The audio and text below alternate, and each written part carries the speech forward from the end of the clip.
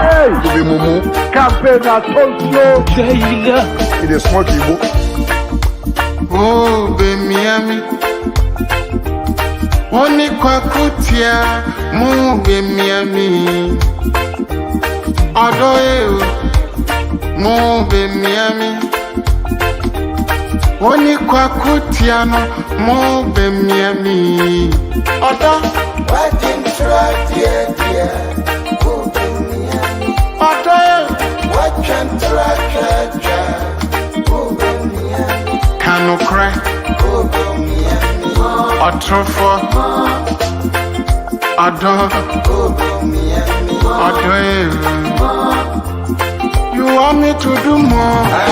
Kwakra fer so besu huni. Yes, we are dear bro, better so. She mon you. Abaya the boat tachi. Yeah, the baby boat bandebi. Sana wo be Miami. You can lie your way to power. You can do all propaganda. Dollar rate will expose you. The dollar has broken jail.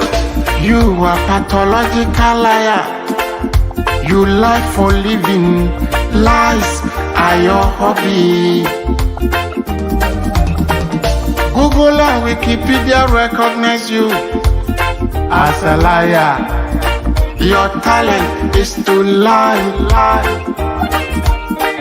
You promised me heaven and earth. You promised me the whole universe. None of them has been fulfilled. You said if I give you power, I will live like in heaven. Look at the way I'm suffering. Walk on him. What do you trouble on mine? What trouble, my own? On my 47. Odo, Watching track, dear. odo, Watching track, kanu kre, otrofo, odo, odo. You want me to say more? I have something to tell you. Sit down and cast your mind back. You see how you destroy yourself. People see you as a joker. They see you as comedian. People see you like Mr. Ibu. They see you like Lewin. So Dr. Lies, change your ways. As someone me can watch you now. Dr. Lies, change your ways. So your judgment day is coming. Oh, what ya na? What ya futu amede mauno?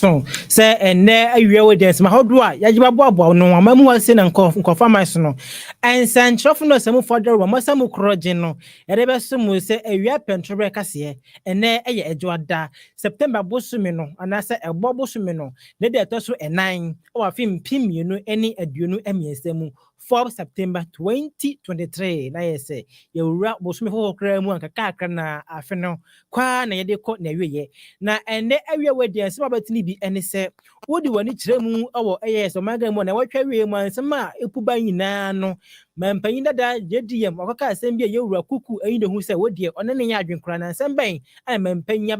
dada yewura dwondon ma ha makaka mu nsem nyina no obeti ene awia we for ye to akasia no eso dia natural say nanwa da memini de ye twa mu ya na dio NDC lawyers for ni na wo mo ye o third annual conference no na bra wo mo ye ne yewura John Dramani Mahama enso ekopie mu ho no mo a wogina simpie ni apaso edi sembi etu dwa tami chuku ye ni mu ntwemu ebebre Communication Director Adima Eyo Osama Yoko MPP Yura Richard Enyaba Wakasa na ne samo kan nyina ene say wo hwe route ye don kuma ne say mpese mo faso e kwa mpese mo faso no mo kokopem po ade ne aposifo na kan nyina mo so no mo jintu na wo ne mo no enya de a ebeka ne say e the public threat bi na eba na don kuma na wo mra hye bedwafie enso ade abebeto omanfo nyina anim say hwe benya bo china de ye demonstration no ebeko so ye papa no nam so emwo panipa ye fra ne yewra mahama yarega enso de sembia babeto edwa afa ho Cyber Security Authority CSA na ekas na mo sama mo kan nyina ane say nhwema maye no omo che say yewra afiwe ma kwesi jumbusu ni de ni aba ne say bia sister ni olande for yi padesi kan juma ni bi na nkronkron no omo no che say omo yela anampo no afom nsasa yira pade and number say 49.5 million Ghana cedis we say mu ina no obete na Deputy Minister of Education yewra in team for enso de beto dwa wo mo kire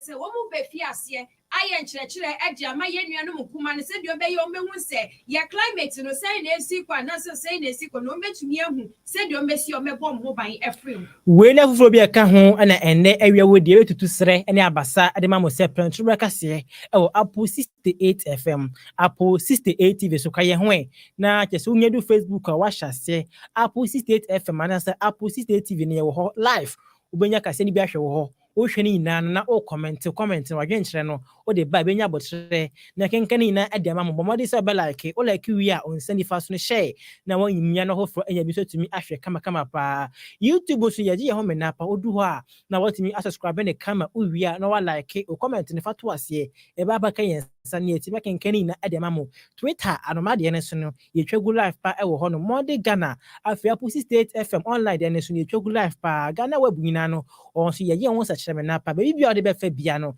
e ba be ka yensa na kenkan wadwen kyerɛ ne so e de ama mo news team ni na ebo ye chido kese pa se ene awia we de yemfa kase no embeso mo ene akenkan for eyeme obidombie nana nyako abronoma mene nana juwa nyako abronoma papa bi o say da we share mo bonti a na wa frame ajuwa chimuden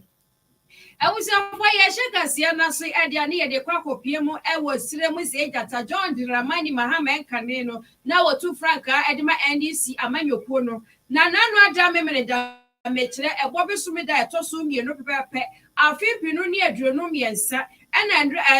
NDC fo eye wo moted annual lawyer conference no na chese ni omu invite penifo bebere no mo si we de ye invite ye papa John Dramani Mahama wanhwe ya na ade no agwaye na ye papa gina simpie ni apaso ene wode nsem etudwa wo kire se ekamia ye ze MPP amanyokuo mekire wo kandifo wodi o manyim no eye nana ado danko akufu ado PSC ado gaga yi chese wo se wo kire se alo ya fu e wendi si amanyokuo ni mu nyina aso abo mo bongarat wo abo mo atu akuni ba bi ye papa eno na chese John Dramani Mahama kire ye se sisi eno de edono Afroti gare pa kire se sisi eno de enkonko ba se wo no wo betumi ayi NDC fo anoya fo nyina every party nim anase amanyokuo nim anase eba ne se ajaji fo enkabom no wo betumi ayi omu nyina afrim eba ba ne se na obeya sa wo kire se de enti aye nanado danko akufo ado eye sa nyina ne se eno mamembo boni a ekoso ewo man ni mu enti no wo pese wo de MPP for aloya for nyina egogu atutututu baabi a wo mu betumi aye adwuma na empose wo mu free amanyokuo ni mu anase wo mu free egwa no so a wo mu antumi ankwankobo akonta bi afo mu nwuma boni a wo mu ye ne ho eno na ye wura John Dramani Mahama kire se hwie be enche bia 2024 no akasa ebeba eno nti wo mu hwe kwan se so ye wura John Dramani Mahama no akasa wo pemu no otumi eba bedi akodwa no so watumi atututu nyema hie no wode aloya fo na yabo mo bongrati ni nyina enso atumi aba bagina se yentumi emboa no oman Ghana ye kontebo ena afenso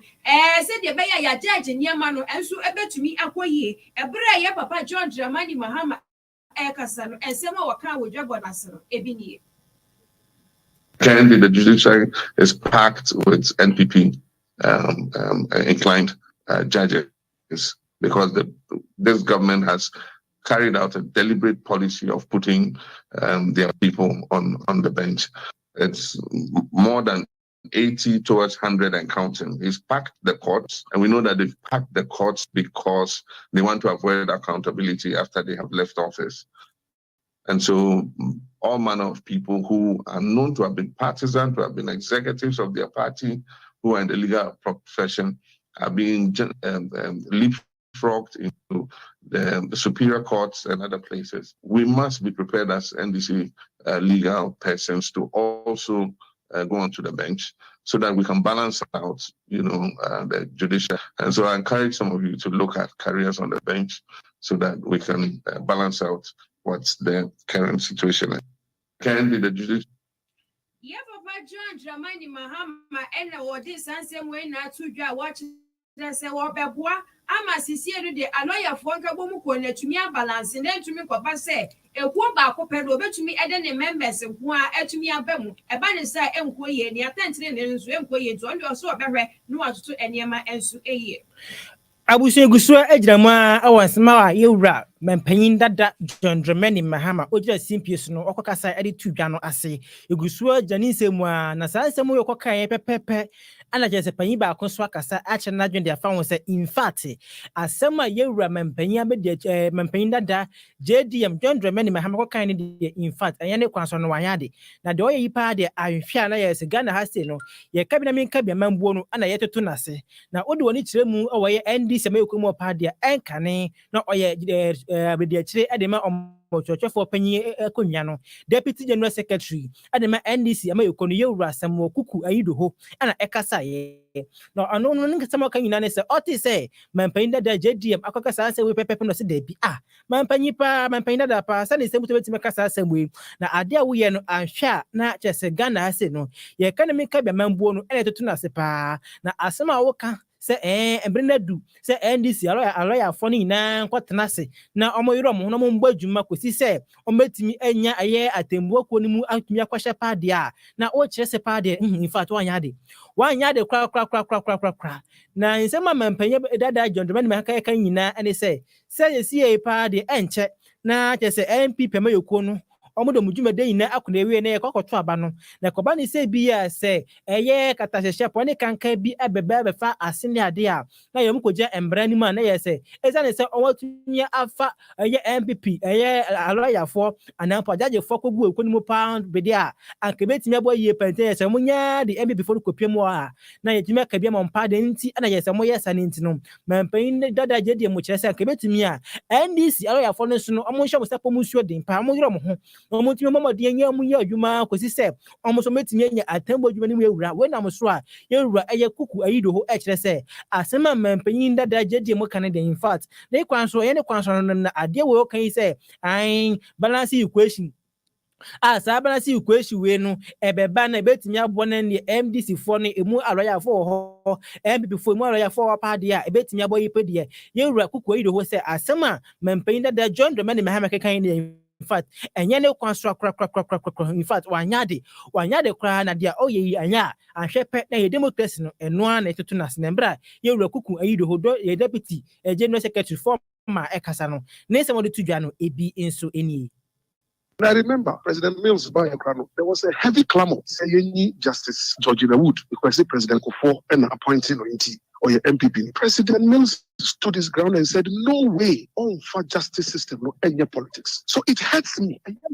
Say Papa now on the bar, yes, and I baby President Mills car baby sa baby and the baby 2 minutes a deal minus. Obviously, he's just deviated 360 degrees. Because obvious that he never believed in anything about President Mills. And for me, as a Ghanaian, it's in your kind of weekend, say, balance equation. Equation by Sebe, or no, because these justices at the courts are Ghanaians. Also, we are president who appointee, President Rollins appointee, President Kufuor appointee, President Mills appointee, and also appointee, and President Kufuor also appointee. Why are you deepening this thing into partisanship? They are quite Awusia ene a yeti yi eye Samuel Kuku ayido ho na owi no manas wono ma ana osan editudwe ekye se sa asema mempanyin dada kan ni in fact enye obekwa so aka oso ono no oye MDC ni na so oye NDC ni pa na se bi enko yi a eso kasa mu na wan kasa mu pa de aso no no wan ye oman papa na ne kasa osa eka etwa 20 na ane se sa asem ye si yi no gedi enko kan yi na no o se mempanyi dada watwa mu kura kɔ yewura Jerry John Lawrence kura na abre so oye bi sa so ana yewura papa papa Professor Ivas Atamos kura no so na abre so oye bi Kufado kura ba ye bi ana nimpo gedi em kura wa abre so abesen kɔ no kura no so ye bi intendent na esi apa de wa ba bonte be ka sa asem yi na in fact dia wo ye de so otnasipa na we na o say wo pesa Ghana be de kon e de better Ghana na da bi we yentimi ka say de be de better Ghana kra na we ye sia no oba no aka one tempo ahye say oba no say ye hwene nto aba ne ma enti ye hwene nto aba ne ma na say baba ye say de we pa dia in fact e be ma omega na ha say no ka na me ka mo beto to na say e ma omega na putuo na yesre anampo ye hwe wo mani mu no entimi enjira ba na to say ana papa kuku ayido ho kasa no ono so no o kire mu so e fa ye. What is this MPP, NDC, NDC? Into their own power, come to balance the equation and put NDC judges. I refuse to accept this type of leadership. Pious, this is not going to help this country. First of all, we'll buy for only 4 years anyway. So we cry. I have 4 years spent now, baby. If the way now they buy for just 4 years, citizenship. So we say on mine. So MPP for now say on mine now. Our baby is different. Eddie Abotoyem Ahoto. Emidie Fahudie Impuntu and no na ye pedi I say o patrese ni MPP for no ye exebe and na dia Ghana fompe and no so na wo ba be ye etitimo that is no. And that's the point I'm making, that it is bad for governance if this is what he's telling us, and I don't support. And yeah, a former Deputy General Secretary at the NDC or ye chinye amayokono yewra samwo kuku ayido ho onokro ya wo de chiremu ewo Atamans Institute so ono na panyi kwankyerefo a ohwe na watimi atoto nema enso wono ma ode sanse wina atu edwa eno no.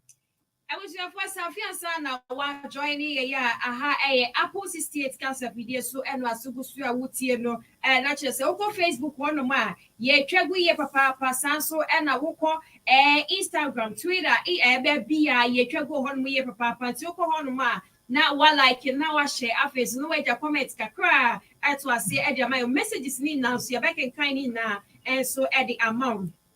Na just na what you dey twem one na say bosumi twem no na ensem wa agent hapa e wo monte so e Bank of Ghana ne ka say watumi abo my Ghana ye papa ka twitwiri de metre 60 point here he billion ya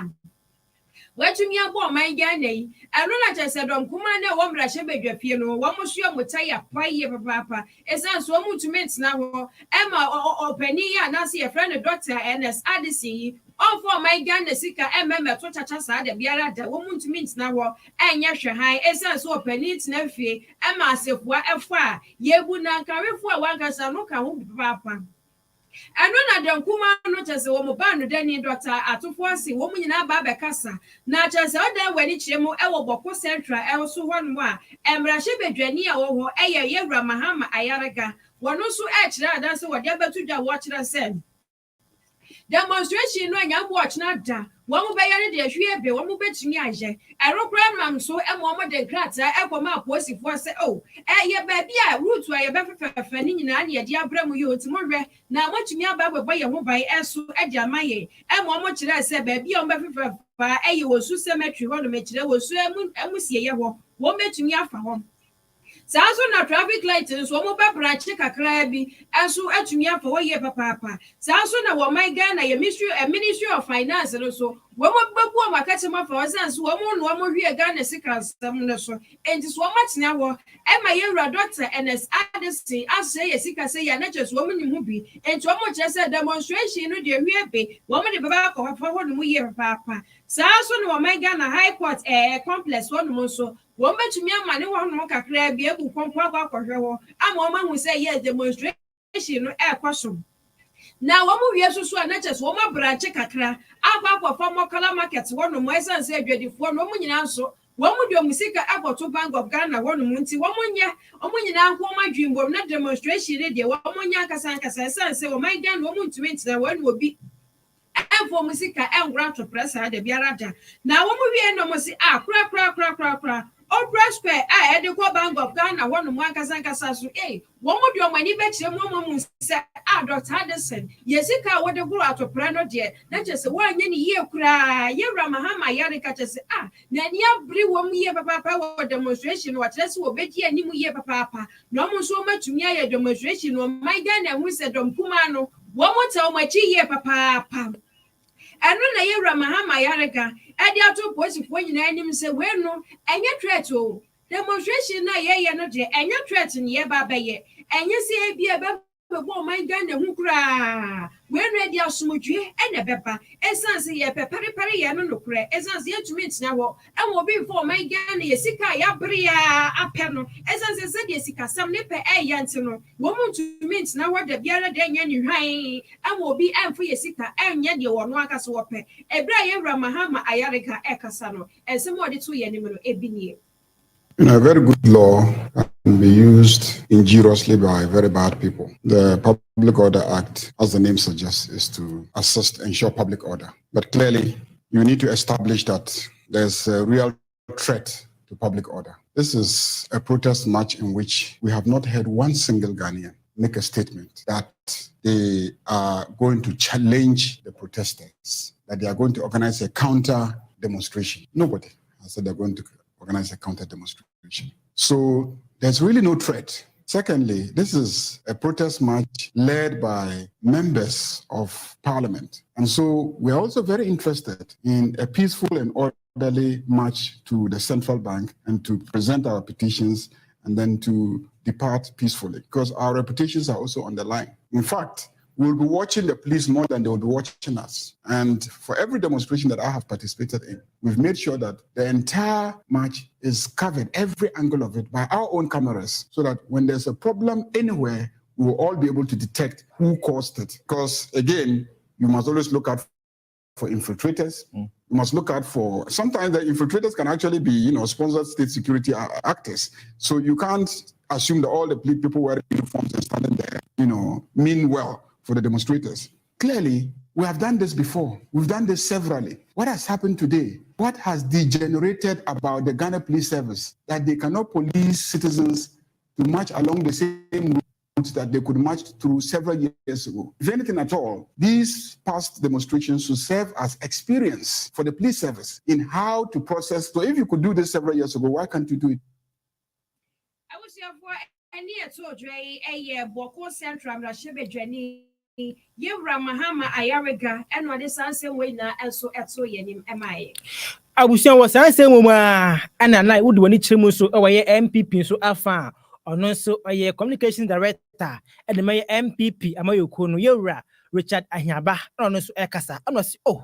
now your name don't come across and cranny say Yamu. Yang we see a musi say. Apostle for you say, I don't cry see a part of my bressa. Now, as some of you wrote Anyaba, Akan, and say, well, cry the Cabonibian Ponimo, some was a demonstration. When a crump pony, no mono, near Apostle for National Mosamoyano, and no moya a bit miabwa. Na abwaga amagana hansen so na mbambo nsam no so no atimi ayetare pa na nienti aposifo yi akasa asemo yi na ene se omo chese don kuma no akofa se bank of Ghana ni mo no ma ansha na chese nipa abodo mpemo ho esa ne se ho no mo no aye the major route a timamufo efa hobi cars edi ho kwaniaba motofo di ho kwaniaba sa ente kobani se bi demonstration bi na don kuma no yesa mo kofa ho no ma ansha na de besi enye ahwa na de basabasa bi aba anu nti ana aposifo say anka ebetumi a omohwe na ekwan a ebetumi abomodin na motumi afa so na omreko a emfo ohaw ni amane bia embeto Ghana fo nyina so no etimi bebo ye pa enti we se kura de Dr. Rocha Hanyaba kura kese anka wempo de boni bia mpo nim boni ba ko po nim na mo ni se betumi abo modin na ebo nipa ho ban yabo ejapade ho ban yabo enema ho ban ti enu nti na aposifo ade sa semo idi aba anapo nti aposifo ade sa oye ohaw di aba se metimi afa ni say na koboye pa na ochebi ni yankote say bia yaka say and this is for demonstration mo koye ye say on person mo to Bank of Ghana ye NS Addison on na be kire for yi so and nti the way nya buy ni basa ye buy de any dem boa enti yewura recha hiaba e che se was made demonstration akaboni bia mpo ni mu nti no se ekwan ya hihya ma msta mo fa so no mo fo no so a ebebo yie pa na abomode na eba na se bie njapade ene nema hu kora na etie bo ban na mbre so a yewura eye recha hiaba dwumade ba ko na sina ono no so de tudwa o kasa na yenti se ne ono so no o cheche ni se mu so efaye. The conversation should be looked at dispassionately to say that the spirit, the essential spirit of demonstration is not hurt by saying go here. If that is a conversation, we should look at it. Now, the decision of the demonstrators to want to go to a particular destination and the position of the police saying that maybe it might be a security zone, and the headquarters, if you've been there recently, I think we all know where it's at, is a very crowded place. And so for me, and we're beginning to see an instance where the police is trying to manage the crowd situation and to prevent unforeseen situations happening. The fact that it's already a crowded place, right, does not defeat their arguments. Well, you couldn't possibly avoid the organic crowd that is there, but this one, they can prevent it, right? So that's really the logic there. But I think that if on whole, we are going to understand that, okay, well, for certain reasons, we can designate that Independence as the converging point for all demonstrations. You'll be fine with that? I'll be okay with it, but the only thing is that it has to be consistent. And in doing that, Samson, I think you agree with me, it doesn't take away the inherent value and right of citizens to demonstrate, but it is only helping the police manage the unintended outcomes of crowd coming together and possibilities of anything happening. Abusianti way a communication director at the Maya MPP or some Yukuna or their futu pa Papa Richard Ahiaba or their futu and a air call Eddie Amake say a position nurses and there more dear don't come and the end in a moshe. Now demonstration bia na yanmo for best or some baby piano moshe. Now mama the same principles from Natunyabua. Now mambo some because so many monosono at me I taripa and so ewo. Yeah, to us. Tiano eso ne ye dia kwako fremo enso ewo adesua asuaje na adesua asuaye dia ewo pani a wo ye deputy minister edema education ministry no aye Reverend John Intim Fojo eno no so ede abetu system ensem abetu edwa e kire se esisi eno dia o man Ghana se dia wiemu nsa kire ye no pa de aye no ehu esanka nka yedu ebobusum ni mu a enka ubehu kusukuku saa ena ka ubehu ewo ye bottom ho my Ghana ba bia fa na nyina tese ubehu saa ne ma no enso sisi no de wonya mata o kentan eche mu tray wonta mu school bag bo wache ne nsuo na jemu ji na egufom enunti ye radwane ntim fodwo e kire se enkyerɛkyerɛ no de enye se bia obekɔ classroom nko akwakɔ tena hɔ esua ade no ene no ebema wahu se bi wahu de ekɔ so ne mum sisi no de ɔmo bɛyɛ adesua ni mu nsakyerɛyɛ wɔmo so ɔmo ni EPF eba bɛyɛ kwalabo no mo ni mo amontuma akaba kyerɛ mu ye papaapa na afei ɔmo de enkyerɛkyerɛ pa atumi ama mof and waterfall no na se wɔfra no no mo tumi ehu se wɔ man Ghana ye climate no edru pɛpɛ so se ya e change anase edu biri se ya se ene enyama etumi ekɔ eno nti akra na nka se bedu suapom no ni wahu ye climate anase ewiemu bobre no wahu niema ekɔ so wɔ man Ghana mu nyinaa epo anyi wɔ man Ghana nko ewiase afa na nyina ni wahu se de niema esi ekɔ eti ebra yewura John Intim Fojo eso ede in some way eso dwalo sei eno twemu epae se ewiemu sachaye ede disaster ekoba emensu yiri bi kusi enkura bi ntumi nko school ekuru Sudan school bi anase a whole community no ekopa se so mutumi efiri ho because atorenchen bi esi ho ema ebubu o madan ne ade a emaburu na ya won eho kapa mofra eno nti no se ye pe won ne ebetumi asori agina ewo sa climate change ho kasa se de be ya crisis ye hu around the world on climate change eso beti nempo no move towards renewable energy transition ne nyina no ne fakese na gina mabu so eno ntino opa umesua so ya ye climate education curriculum climate education wo sasa mabu no adopt for green energy and the transition from the gas emission to renewable energy transition obi anya sa awareness no na ya adopt behaviors and the person oman ayetimu no ene wiase ayewo mu yi eye de edi mu a enkofa yare bia sanse se ewiemu sachaye de disasters bi ekoba emenso yiri bi koba ema ekwan bi kusi enkura bi ntumi nko school ekuro Sudan school bi and answer a whole community no ekopa se so mutumi efiri ho because atorenchem bi.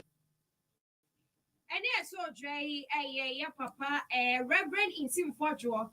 Deputy Minister of Education, and also Ejina Simpiania Pastor, what this same way now, to Dra, also Ademaje. Nine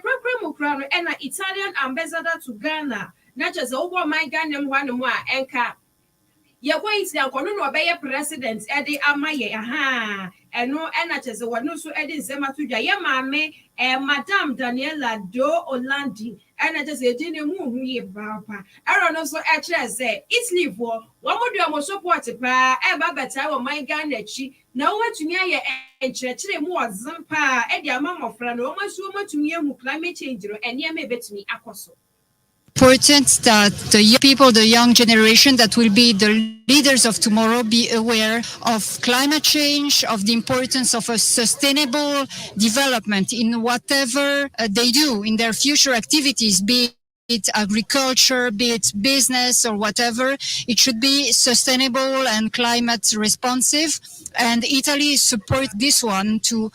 empower young educators that will share their knowledge with others so that this knowledge and skills be transferred to a larger audience all over Ghana, because the Ghanaian youth is very powerful, impactful, and resilient. So we count on Ghana, and we're ready to partner and to support the youth in Ghana in this class. I am a many Prugu when you so what would you support pa? Eba better or my Ghana and Mebo and Apple so I deserve when you and one man who said the Beya, a woman Bobrano, woman who near my echoes or my moon answer. You say a crack because we share Ghana see a can canon and cabananka, you see no crowd here.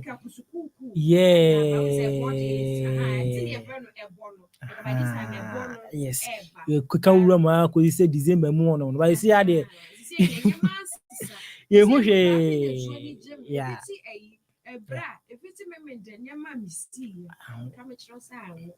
You cross Mahata told me the Musa hanging and go me the Musa.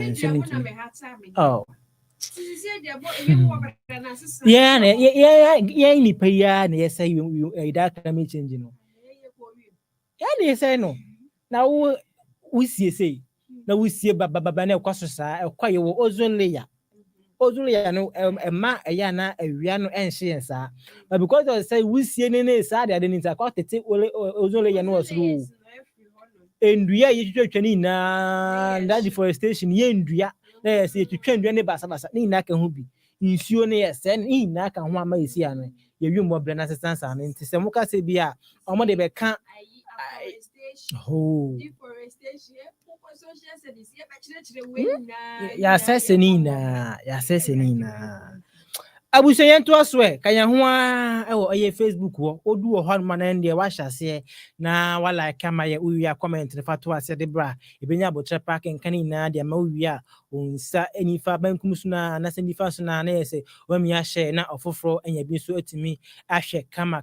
pa wo ho YouTube so ne ye ho me na pa ho oduwa na wa subscribe ne kama uwia comment fato ase e ba be ka yensa na kenkani na de amamu sanso na uwia na wa like Twitter anomade no afi no mode Ghana web nyina no yetwagu live pa wo no afi online radio Apple State FM yetwagu pa wo no ma oduwa nyina no yemi abotre na kenkani na ade ama kama pa yentoa ensam ne so emfa emawo na yeto so dia ye de ne giremu wo Cyber Security Authority CSA4 akache na nanse obehwa omo jom ho mena pa omo tu yan na bi de si wo say some of Ghana fo nyina enkaye omo nipa nyina ho nka se si ade nipa bo no fa na adosu o ma adosu ton sister no na waje so London so bi won mo so o sister no wa buchire no London no ama no sika asika na bedu airport wo nti mo maden na pesika kakra bra di san wonya 1000 Ghana 1500 and 2000 so what the be ni man airport wo na mpo no port wo no mo no aba onema ba bedu wo no mo na ayembia o sister bi wa buchire wo no mo ana po sister bi kra for so obema na onema na se kema akwesa Ghana fo ye ne duobododo obunwa pesem kumye na ni breboni ya jese ensenti no nipa ne fra wona gidigidi ba bibia sika no obia no ese ko sika no de boa esa na ya na hadwen papa when am so cyber security authority for ade jese report abetu dwa a report ni na jese nipa ya buo mu komu se gben ye wi mo ne ade ni na no se nipa we mu ina no so no se sia no mo jese amado so pa na report mo de ba ya pa every general busumi ye wura mu 2023 ebesi June busumi ye twa mu be se na busumi miense ye twa mu yi pa de report mo nyina no anamba 49.5 million Ghana cedis so omo na Ghana for emu mbabu ankrenkre ana emu na efe na emu sika ma amo no adwuma ni mu nyina no amo no mo brand businesses no omo na hese am no ka say de omo bo ka buburo ka twitwiri dipa ana mabo ni na ana abefo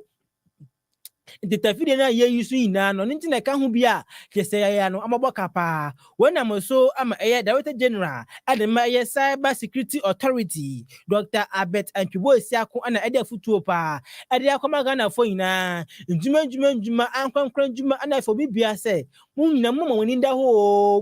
ho na mama dia se ya hwi se ne se anembre mu no sister amen kan cha o se obese ne usika na sika no wasane ma wa afi no o se sande sika koyi report wo ne ade o mre ko bi close sister ne ko wuni mu no ntinye papa eye Abet Antwibo Siako ka se de futuo ko de ma ye nyina se nya hwe ye pesa ne se na nse ni papa no fo adoso omo che se afi wo mu nko anu fiti January bosumi besi eye June bosumi kra 2023 no ka ma bo pa a che se Ghana fo sika kwakodim njuma ni mu bisika kwakodim mu pa de omo number se 49.5 million Ghana cedis asika ne so pa na omo che se cases am report anampo no mo nsa aka awoyi na cyber security fraud case mo nsa aka no 58 cases ababe ka mo nsa o de sense woyi na atudwamre ko a na omo launch National Cyber Crime Awareness Month atese aye bosumi we mu no na matumi launch wo hono mo behwe na mo no omo fa kwati kwan so aje ko fosika wa be fo fide no sina no etumi to mo se sa wo na mbra Dr. Abet Antwibo Siako ne central fodi nkomo no ne somebody tudwa no ebi eni. Somebody may be somewhere in the Upper East or Bronhaf or Eastern region, suffers cyber incident. The person goes to report the incident to the district board. Police, if you ask me, the authority hasn't got visibility as I speak now. And there is also a system being run at the judiciary, the case tracking system that seeks to record every cyber crime, and then it runs through if it's being investigated and prosecuted. That system has not fully been implemented. So I think we are at a certain level of maturity to have full visibility across the entire chain, since there are multiple players. Director General Edema Cyber Security Authority, Dr. Abet Antwibo Siako, or the futuo mayen sambo figures a hodwa yewura afiwe mu fiti January bosumi ebesi June bosumi no car nipa no bia bo ejuma ni bia bo no 49.5 million Ghana cedis. In fact scaneson in this wo hwe yen ya na wa ye hwe ye esense nipa bo ne for madro so anu nti mu di amatu da bi si edasi o se weni National Cyber Crime Awareness Month we mu no o me fa abel fufide ni so a cheche ambekọ central for nhemudie enene de media central for dwumadie mu ni ade na tonsa ade akasa de afa cyber security ho esane se nipa bo ne for madro so nti no so ya na wa ye hwe ye. Don't be a victim. Be a victim wo ana osika ehun ebekire no ntina de wo so eno no omayobida sister ni olende no omayobida satam na ensina ma GHS na me yemo ba money esanye MTN ka ho we say me ton transfer credit na ye transfer na ade no aha nipa ne frame o sin ai ma woni sam bonus bi wa MTN enti bonus no Yes, medisika ba and the maybe me code be man no almost me sika na yeah I think say 120 to 200 cedis I made the transfer say satana MTN transfer na ade almost me 200 cedis la almost ya me bro mundua so ankosiaga me bro mundua so ankosiaga since them see debi afemi ma me kure ka de ka mo di be ma me almost in my mention nisika bi say mobile money nisika wom nti omo che ne say omo say ne some secret code bi di ama no nti omo mo code no nti no sina code ne *144 ana me ma me so ye mistake ona ko bo *411 code no ayi for ne ayi fraud of phone sister ne for ne say ne *144 ana me ma me so da ne number no nti obo the actual number na kan sika 2000 come to koye yes it's number ba ko na mix ye and almost friend me mama ka say ah ma na ma na obo ma me no asa number no why wrong number cool hey on me how me say me mama ani ba no said no e be yan crofo ya no dum phone no cat no no di diam atampoto hey e bi ani safety afi we mu nko no omo ya account no from January to June ayi dem buy July dem buy August dem buy September dem buy and from January to June the omo dia ba no e ka yes yeah 49.5 million Ghana cedis hey online yankwe I was there for Savia and I joined here make I was aha Apple state casafide so and was so would no Oko Facebook one my like here share na office when you comment they come and so as I say Edia Mae so and I will call YouTube one most so ye travel life papa and I will call so I don't make down click so subscribe MIA Twitter and also you to papa Samsung na Instagram you to on more TikTok ni na so ye travel on life papa ya te say and ye fedi agrokra and ye di ewo ahanomo na me to akase no eso Edia Ma dia na chese Deputy Minister of Communications and Digitalization, Yamame Abena, Ama Poma Boating, and also Edia Betudra. Now, watch that say. Since you know the my Ghana, come here, said digitalization, no, Ababetimu ye papa, and to see any na ye ready, I was seeing na ye dear who a gym. As I say, entry and Congo Baze, Akan, na Uber say what type here, dear crack, I feel son now, baby, yet I write a woman was saying na ye wish. And to see and run the eba ye and run as a problem there, Cossa, be smooth, and was a big cramp moja, ye the fat drone, ye the hospital, none jabi see for crash romans or him. A drone, and that is a drone will be personal acquire. Not just say, I bear for not a time, can see a baba ginger and a year. Ababatina and see Mammy, I am up on my tray and say, since you know there was so be a dinner at Jim. Now, fancy young way a woman day, young put here most efforts and from one office with digitalization and to me and boy a year papa says here no crump one about one mobile money.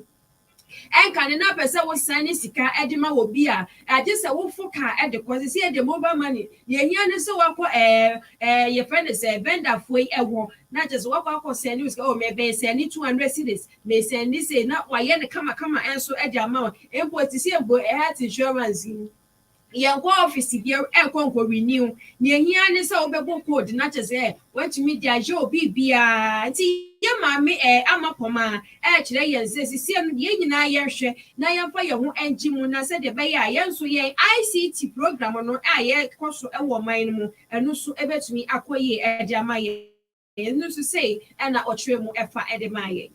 Rapid advancement of digital technologies has transformed the way we live, work, and interact with each other and the world around us. However, as the digital age brings numerous opportunities, so are its risks to individuals, organizations, and societies. Cyber threats, such as cyberbullying, privacy breaches, misinformation, and disinformation have become prevalent and of urgent concern. Ghana is no exception to these risks, particularly as the country scales up connectivity and takes on greater strides in achieving the country's digitalization agenda. Ladies and gentlemen, according to the Group Partial Mobile Association Communications Connectivity Index 2023 report, which measures the performance of 170 countries against critical enablers of mobile internet adoption. Ghana is ranked third in Africa with a score of 51.4%, marking significant progress in our internet penetration in the last 5 years. The same report highlights Ghana's score of 86.69% in online security, key dimension of the index, which is consistent with the country's score on the ITU's Global Cybersecurity Index. Currently, Ghana's internet access rate stands at 23.05 million, representing 68.2% of the population. Of this number, 6.6 million, which is 19.5%, are active social media users, contributing to the country's 13th place in the world on the list of countries that spend a substantial. Deputy Minister of Communication and Digitalization, Yamame Amapoma Boati, which is where a bedroom crack, and what the sunset way now as Suja. Nuka. Oh, there be by Nuka. He said, we send our Bob Bill a war. Yes. Sintina ne mame esla. Oni hono ma na odi e kire jane se be ban to hwe kire mame na no kasa so ye de kama pa o young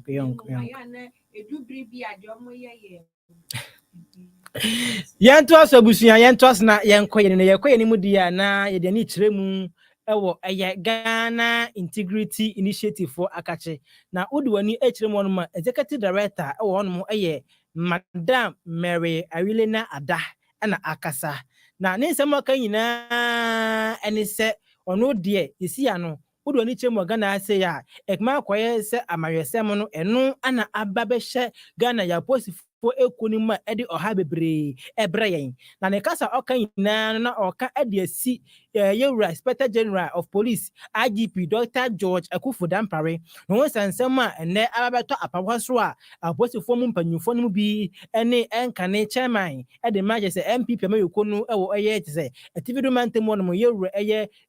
naburu ɛyɛ nabu ne sense nyima mu no a beto dwa sen kwofo bi akɔtɛ baabi a ɛbɔ no pɔ sɛ wo hwɛ ne dwumadi a Yewura IGP George Akufo Dampare odi our posifo komo no ense emfata emaje se our post adwuma kuo no etoto ba ha ni ntino ebentumi an campaign fo hwɛ na mutumi eyi ni frɛ entu na de so ɛwɔ hɔ na yesa pade ahwɛ na jesi Nyankopɔ ya de ma 2024 abato a ebetumi akɔ ontimi ambo amache se MPP amayoko no entimi embreki 8 no endipanyifo bi kɔbɔ ɛho pɔ ne yade se apade asɛm no yate ɛho ɛyɛ committee a committee gusuo etutu insɛm no srane abasa ɛwɔ kyese embrahye bedwom ne yade se ade yɛhwɛ ne mu kwan sɛ Inspector General of Police the IGP ɛso bɛkɔ PM ɛwɔ committee ne anim ne deɛ insɛm ba ko bi no wɔtimi aporo ne nyina de gu wɔ sɛ so ampa sɛ asɛm a COP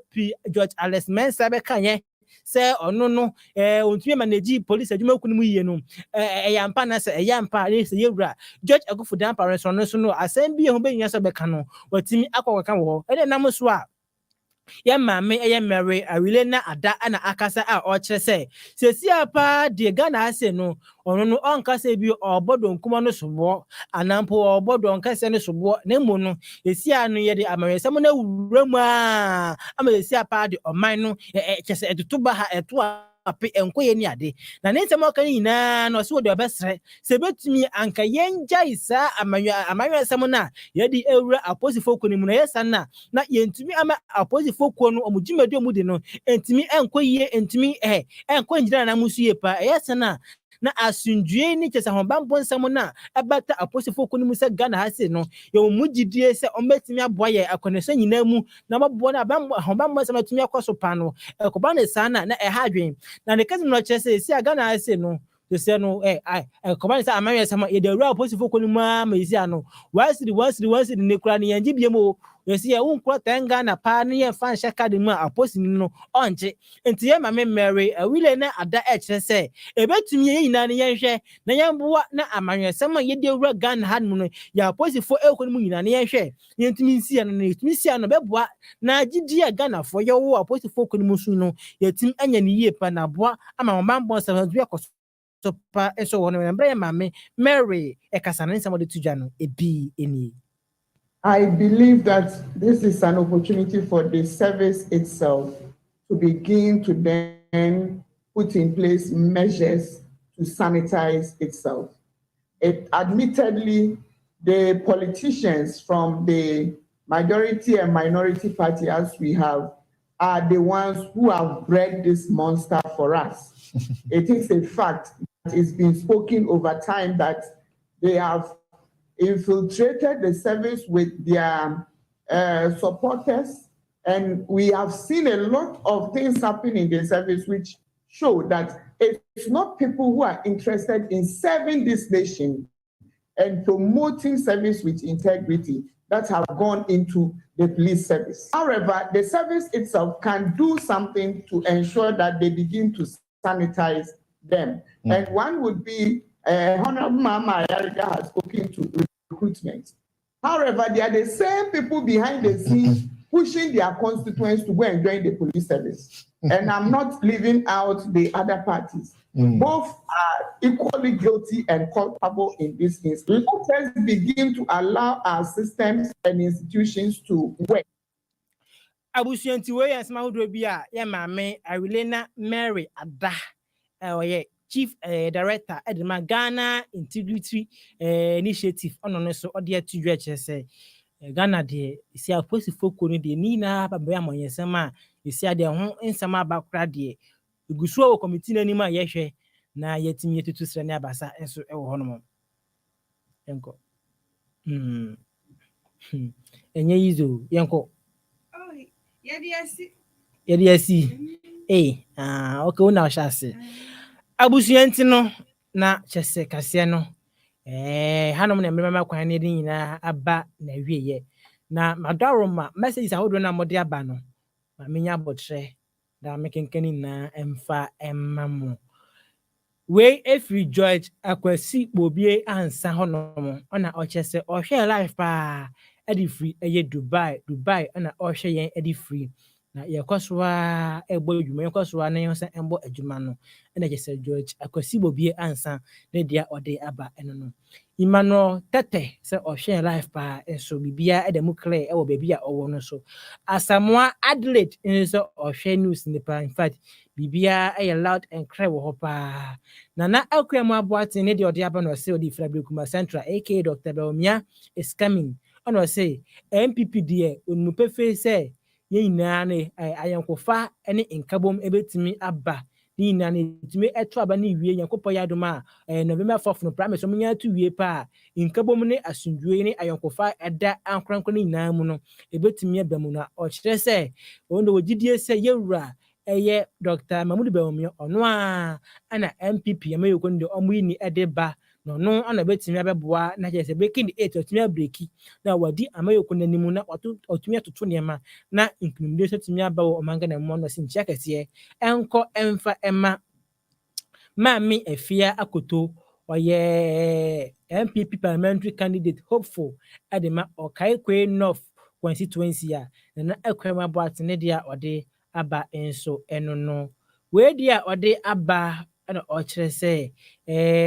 John Mahamad no de osi should better psychological himself into no omomodia na ompene ba bi ntina isane say Ghana for de yetimi ka say bia e ba risk your life e de mampanyi abedada John Dramani Mahama isane so no de djuma no onimu ye di mfie ennan bi de ma no mfie nan no yen so ye hu de boa ye kra ntin we de o kire say manye ha ye ho kra ento abane emfama no say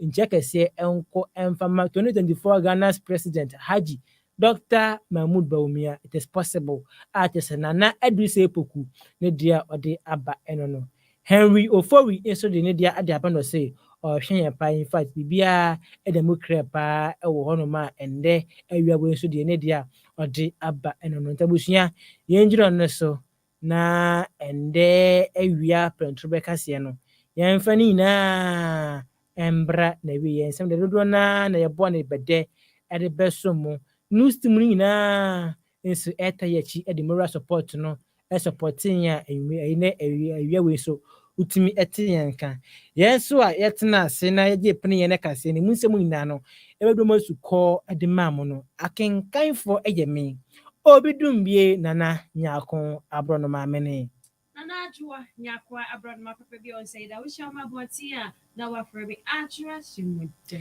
abusia da mase semojebre etie ye esan ehwe kan ka ye ho ewia ye nusia anwumre ye de nusia ka tie da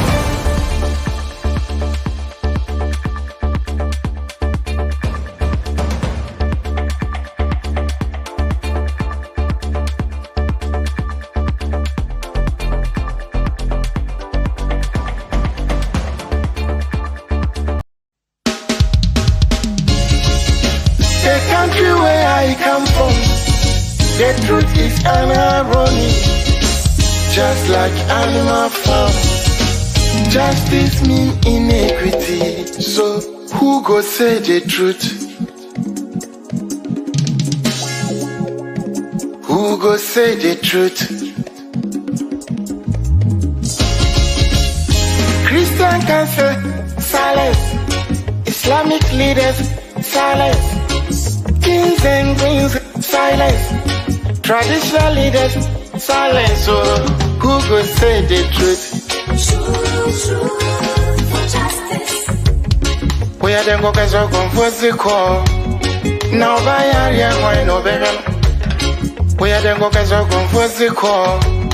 One guy's area, why no better? Who could say the truth?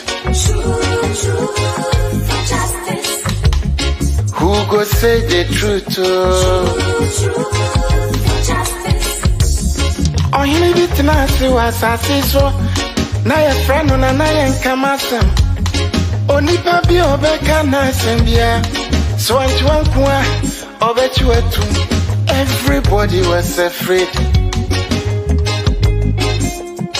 And when Tina Nantuma caught it here, Janine. Once now, boy, dumping one and I see. But who go tell the truth? Nanai or say me. Nanso bien peso beka wasam because everybody is afraid. Anya safwe muayini. Akuku trofo nyina dalima. Enti who go say the truth? Obiadra konson so to cross your man set to me be a cacobrafo. Efo anyina ye. Efo. When you know yet. Na so kutrata down na so be dia back or why no keke. I fene for be man mo pia for efo ne cross on my mo. Hanya safwe mo ayini. Akuku trofo nyina dalima. Enti who go say the truth? Abaya di bote chino. Yeah, the bee, the bottom and the bee.